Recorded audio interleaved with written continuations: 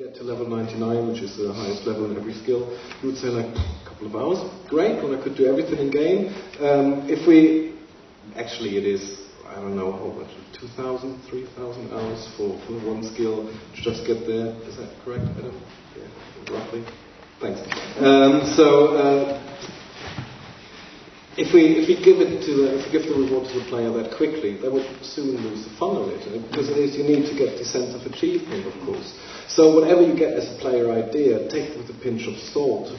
Get through, why does the player want that? Why does he ask me for making things easier? Is it really too hard, or is it just like, but I want it so bad? And if you have the player like, yes, I want it so bad, that's when you're right, because that's when the player has to work for it and really feels the reward.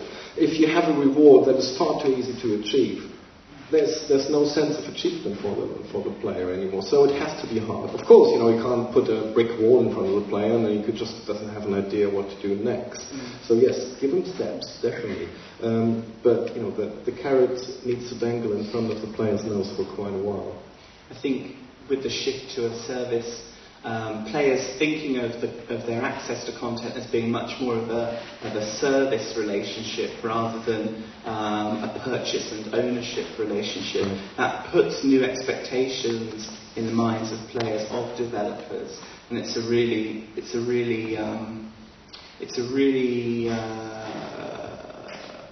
shifting culture. I think one thing that we've learned is there are certain design aspects that you put something in the game which is annoying, so it's just that you can get then a reward in that the player gets rid of that annoyance. And that is horrible. For instance, we have, we're thinking about the desert, for instance, in RuneScape. If you are walking into the desert, you need to have water with you. You need to have quite a lot of water with you, because it's quite hot in the desert, and if you want to stay there for a long time, you need a lot of water. Now, we think, yes, we could increase that. We could do that to other areas. So you need to be really wrapped up in the ice, and you need to, protect yourself against rain over there. But what kind of gameplay do you get out of that? And we completely dismissed the idea in the end, because it would just annoy the player. Yes, it would be a mechanic, and yes, you could get a reward in there that you play a quest that then makes you immune against rain or whatever. The ideas are numerous. It's just lazy design, basically. Yeah. You shouldn't make something annoying just so that you could put a reward there that it works easier. Yeah, I think that so long as there's balance, you can scale difficulty so long as there's balance. I think Itagaki's Ninja Gaiden games really highlight the way in which you can ramp up the difficulty, but so long as the game's expressing that feeling of balance, you're constantly willing to work hard for the game. And I think that the best content across any genre, really, it's so long as there's that, you can scale difficulty so long as there's balance. That's very different from, as you're saying, this idea of annoyance. Like the absurd Zodiac spear in Final Fantasy XIII. I don't know if people remember this. It's a spear that just appears randomly in a pot. It's the most powerful weapon in the game, and at no point are you ever told about it in the game, but it's crucial that you don't access certain pots, which they themselves are unmarked throughout the game. It's these kind of Easter egg items which 20 years ago are a kind of quaint, fun thing, but now with a player culture so orientated around completism and passionately investing to collect everything and get the maximum value out of the game. Whenever we play old games just to get an idea of what we could do next, it's always like, oh my god, they're so inaccessible. Why did we like that back then? And how did we have the time to actually sit there and say, like, for 5 hours, oh my god, I'm not getting anywhere, but I keep trying. Absolutely amazing. That's not something that you can do still. The luxury has gone, basically. We need to be better than that. And I think it benefits games design too. Oh, definitely. Generally. So, there's been a lot of discussion, particularly this year, and particularly at this year's Tokyo Game Show and GDC and so on, around the idea of streamed games content, of moving away from the kind of installed file to a system whereby games content is delivered from an external server. I was wondering, because it's a question that comes to mind immediately when we see RuneScape, we see how it's developing long term. The expectation is that you're going to shift in order to have more capacity to do more. Have you got any feelings or ideas about this proposed shift toward streamed content? I think we're pretty much leading in that technology, in that we have parts that work on the client, so that uses the computer at home, and parts that work on the server.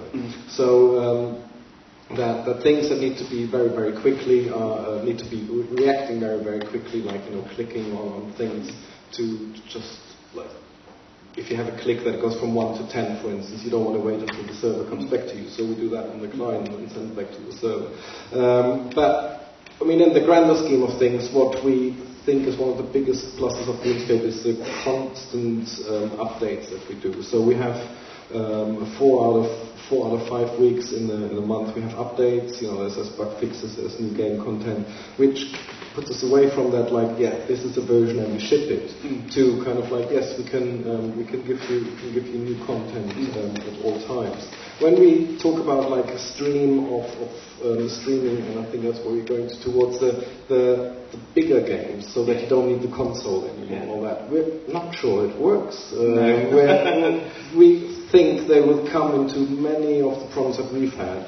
I talked about data streams beforehand. The fact that we keep it so small is a constant battle. And whenever we ask the game engine team and say, like, Andrew, can we please have Andrew Gower, our guru when it comes to technological solutions, and to design the game from scratch in the early days. So we said, can we please have that feature? He says, no, it would lead to a 2% increase in data stream. You can't have that. And that is, we're talking about so minute data, but it is so important because the accessibility, again, internet is a huge thing. We had, for years, we battled lag, so that just that half a second that it takes between you clicking something and the server reacting destroys all gameplay.